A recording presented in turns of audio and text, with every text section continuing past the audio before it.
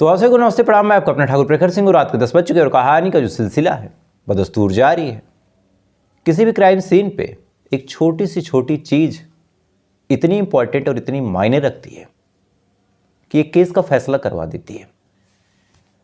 आमतौर पे जिन पुलिस वालों को अनुभव नहीं होता या फिर लापरवाह किस्म के जो लोग होते हैं उनको लगता है कि यार कातिल खुदा के हमारे झोली में गिरे तो ठीक है, नहीं तो हम क्यों परेशान हों।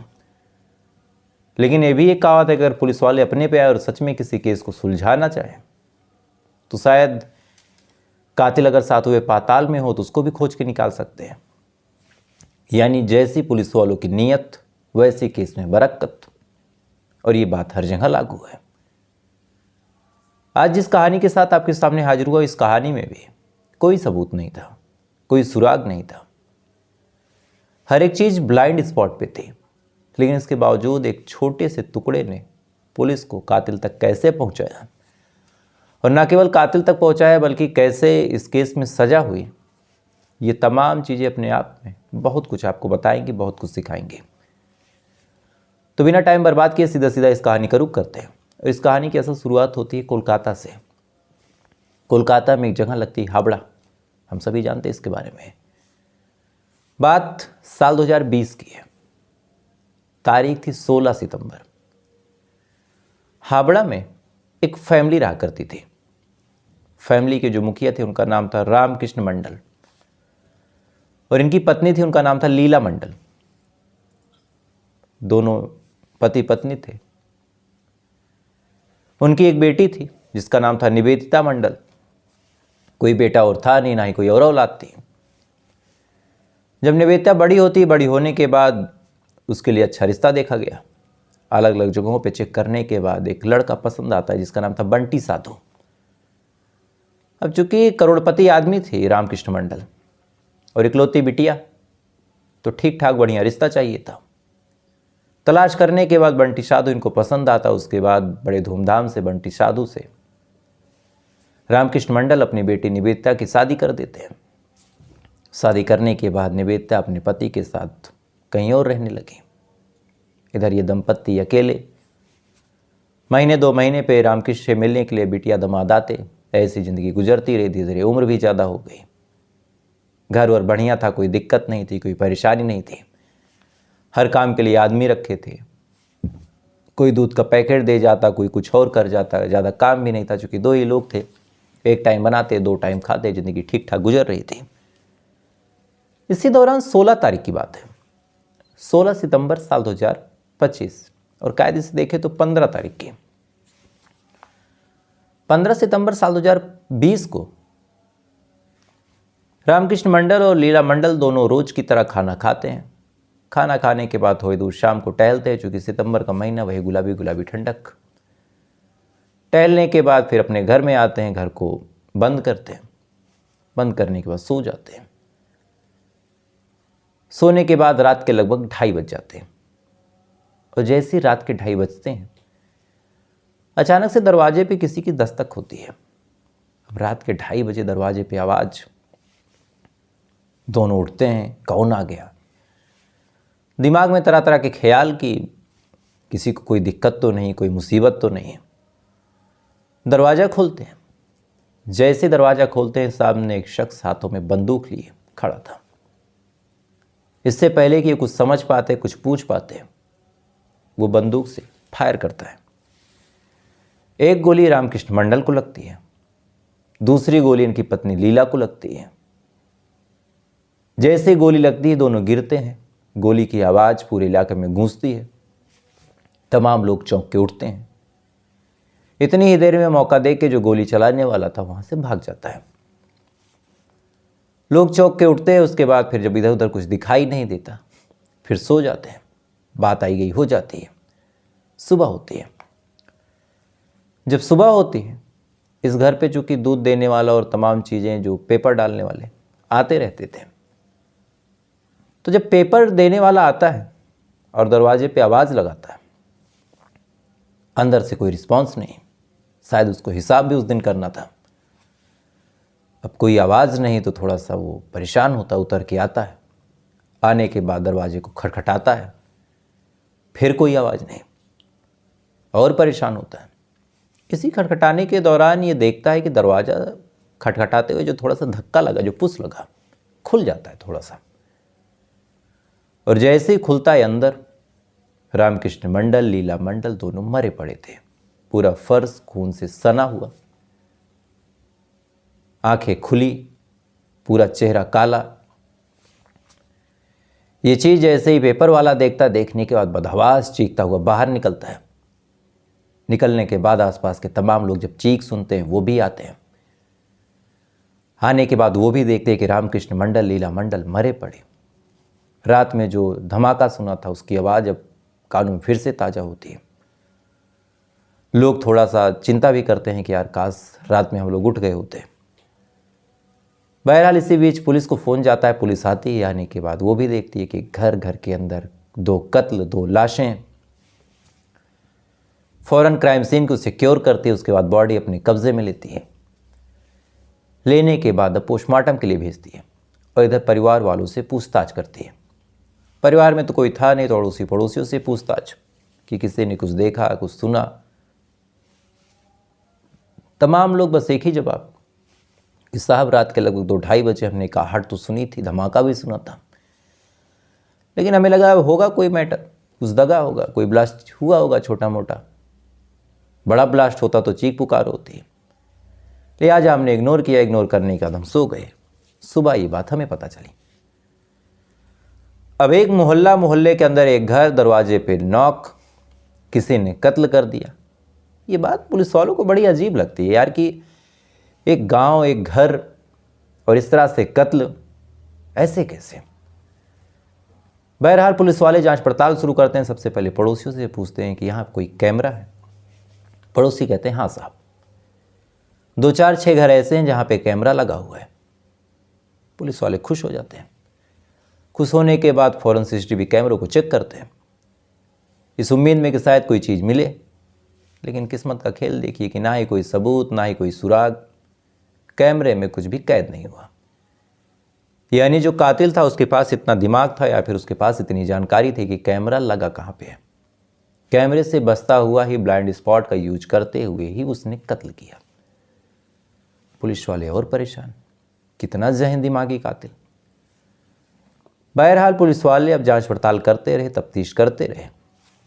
और चूंकि कैमरे वाले मामले पे ये बात कंफर्म हो गई कि जिसने भी कत्ल किया है उसको ये बात बखूबी पता थी कि आखिर कैमरा लगा किसके पास है और इस कैमरे से बचना कैसे है, और आसपास किसके घर कैमरा लगा है और उससे कैसे बचा जा सकता है। ये बात तो वही जान सकता है जो कैमरे की रेंज में या फिर कैमरे वाले घरों में अक्सर आता जाता हो।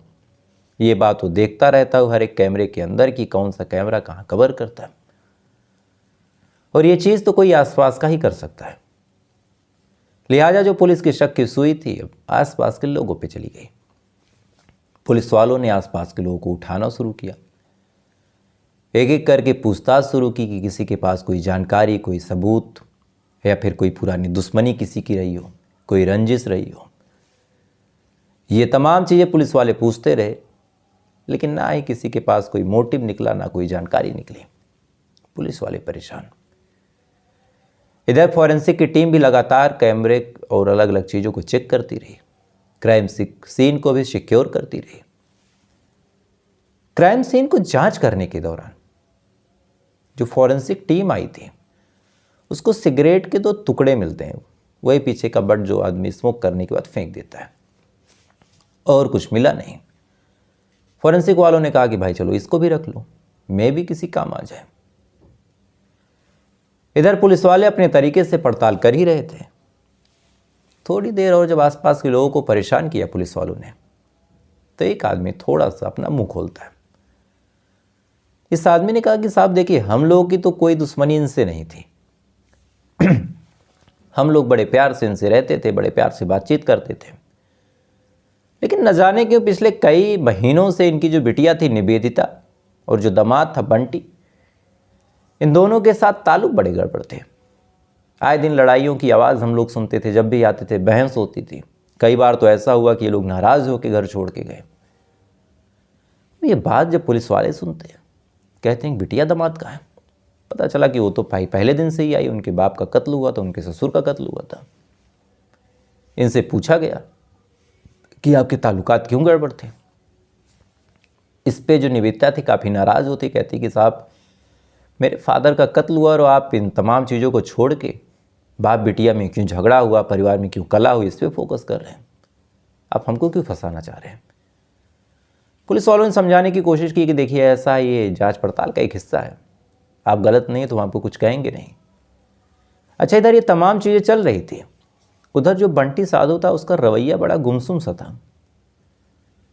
पुलिस वालों ने जब ये चीज़ देखी उन्हें थोड़ा सा डाउट हुआ, लेकिन पुलिस वालों ने भी सोचा कि ऐसे हाथ डालना ठीक नहीं है, पहले इत्मीनान कर लो कि इन्होंने ही कुछ किया है, फिर हम कुछ कहेंगे। इसके बाद बड़े आराम से पुलिस वालों ने बंटी साधु को थोड़ा सा और टटोला। बंटी साधु को और टटोला तो बंटी साधु ने कुछ और इधर उधर बातें बोली और डाउट हुआ। लेकिन अचानक से किसी को उठाना और डाउट है, अभी कोई सबूत नहीं, लिहाजा पुलिस वालों ने कहा कि चलो पहले सबूत इकट्ठा करते हैं।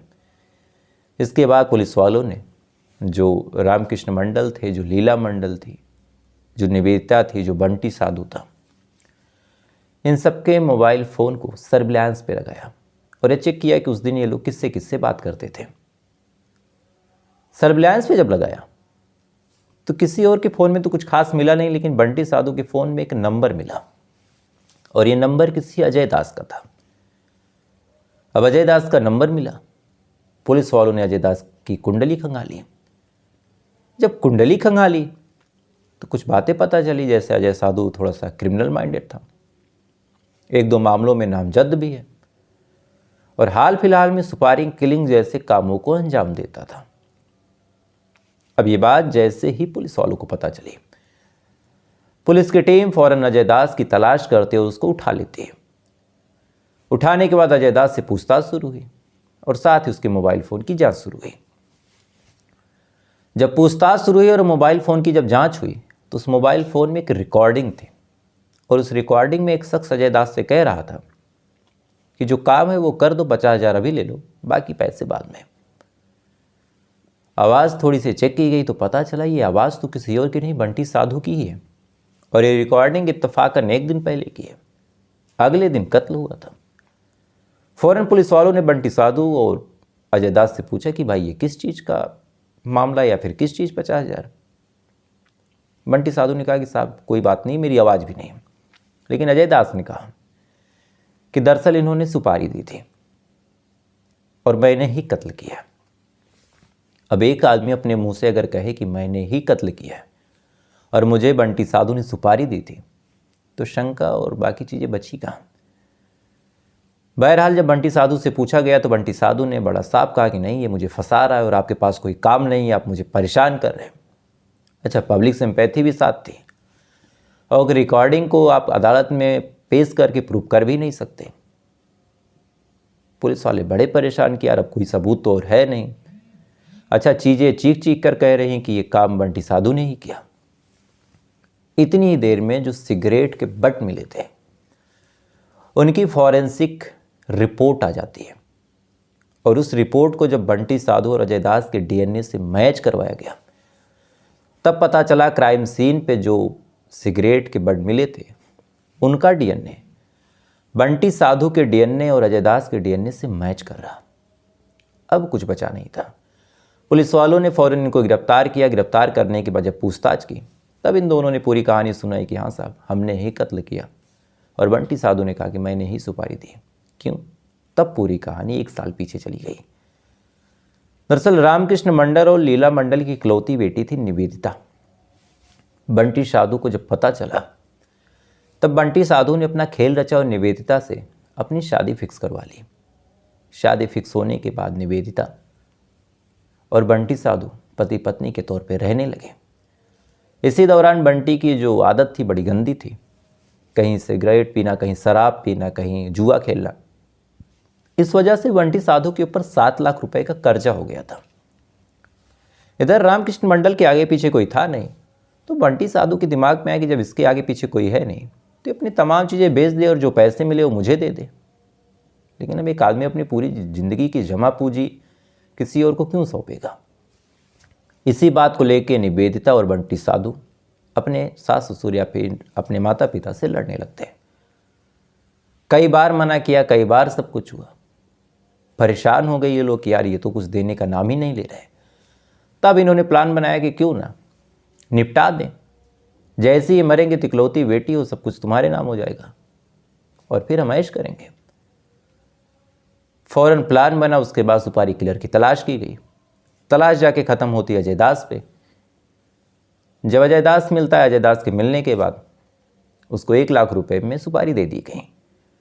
इसके बाद अजय दास और बंटी साधु दोनों आते हैं। बंटी साधु को सब कुछ पता था कि कैसे बचा जा सकता है, कैसे कैमरे कहाँ हैं। निवेदिता भी गाइड करती है।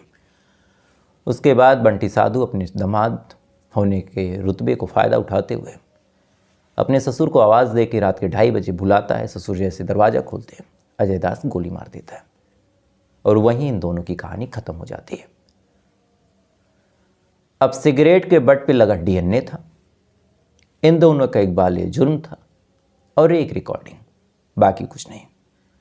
इसको लेके पुलिस पहुंचती है कोर्ट और कोर्ट में साल 2020 से सुनवाई शुरू होती है।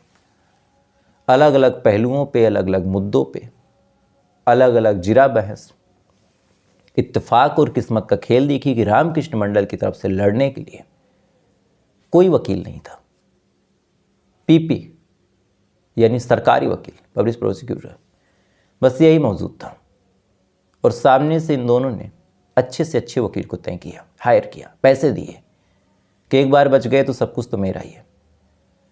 लेकिन 5 साल या फिर 4 साल तक चले इस पूरे बहस में कोर्ट ने उस सिगरेट बट पे मिले डीएनए, क्राइम सीन पे उस सिगरेट बट की मौजूदगी, रिकॉर्डिंग और भी तमाम चीज़ों के हिसाब से फाइनली ये माना कि इन तीनों ने मिलकर रामकृष्ण मंडल और लीला मंडल का कत्ल चंद पैसों के लिए किया, प्रॉपर्टी हथियाने के लिए किया। लिहाजा कोर्ट ने कहा कि ऐसे लोगों को खुले में घूमने का कोई अधिकार नहीं और ये कोर्ट इन दोनों को ताउम्र जेल में सड़ने की सज़ा सुनाती है। जब ये फैसला आ रहा था तमाम लोग खुश थे, क्योंकि यहाँ पे मामला न केवल एक मर्डर का था, लोगों की सिंपैथी का भी था कि क्या एक इंसान अपने बच्चों से भी मारा जा सकता है? क्या एक दामाद अपने ससुर का कत्ल कर सकता है? क्या हमारा समाज, हमारी इंसानियत इतनी गिर गई है कि कोई भी किसी को मार दे रहा और कोई भी कार्रवाई नहीं हो रही? बहरहाल सवाल कई थे, जवाब कोई नहीं है, बस सजा हुई है। तो ऐसी कहानियों के बारे में क्या कहा जाए? तो फिलहाल ये थी पूरी कहानी और इस कहानी के बारे में आपकी क्या राय है कमेंट कीजिएगा। वीडियो अच्छा लगा हो और ऐसी कहानी सुनने के शौकीन है तो लाइक सब्सक्राइब करके अपना प्यार दे सकते हैं। कल आपसे फिर मुलाकात होगी ऐसी किसी कहानी के साथ। तब तक आप अच्छे रहिए, खुश रहिए, अपना ख्याल रखिए, अपने देश का ख्याल रखिए। जय हिंद, वंदे मातरम।